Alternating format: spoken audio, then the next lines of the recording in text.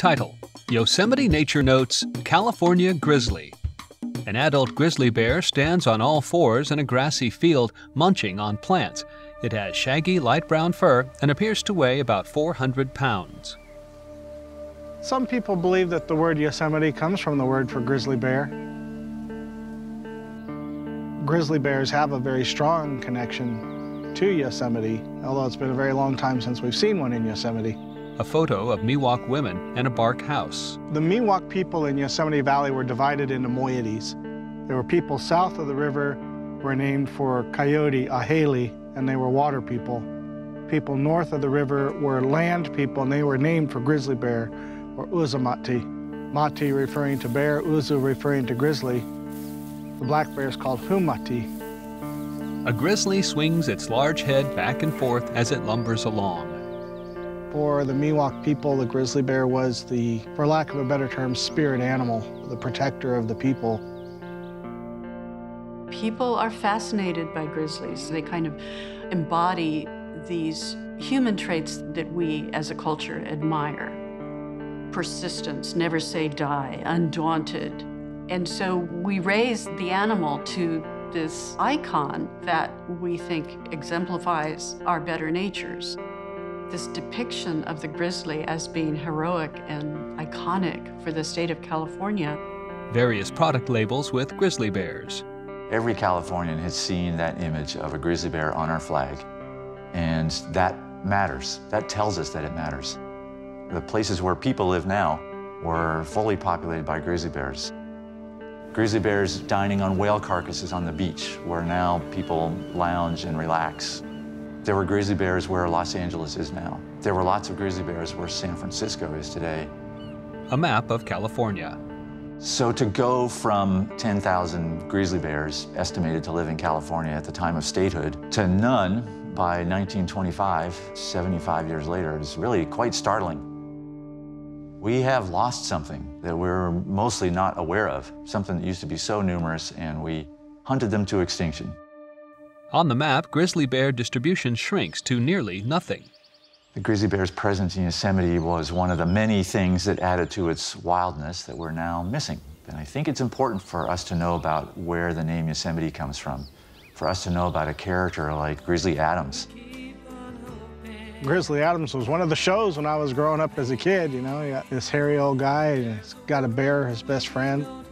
Footage from The Life and Times of Grizzly Adams shows a man living alongside a giant bear. So most people don't realize that Grizzly Adams was a real person.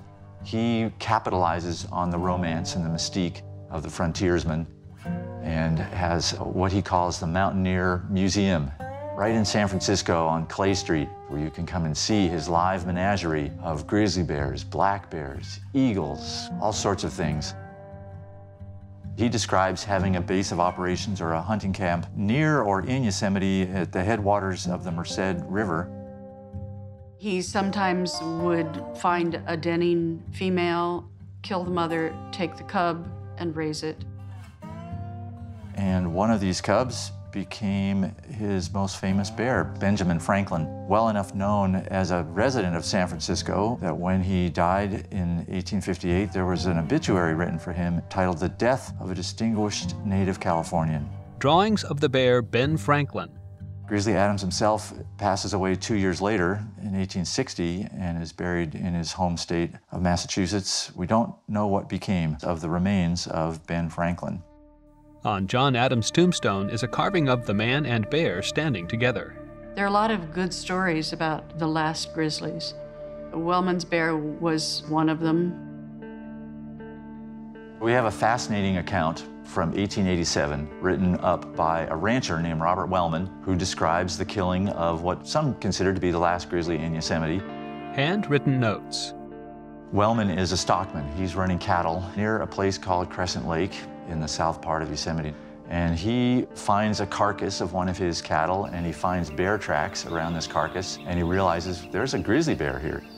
So he goes to Jim Duncan, who's his nearest neighbor. Duncan is a bear hunter. Duncan is skeptical, but he sees the size of the track, and he says, honest to goodness, this is a grizzly bear. Let's see what we can do to get it.